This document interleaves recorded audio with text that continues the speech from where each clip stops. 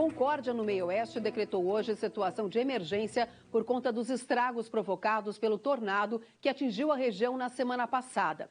A decisão foi tomada após uma reunião com representantes de entidades, empresas, prefeitura e a Defesa Civil. Os prejuízos calculados chegam a 10 milhões de reais. Foram atingidas 60 propriedades e 50 residências.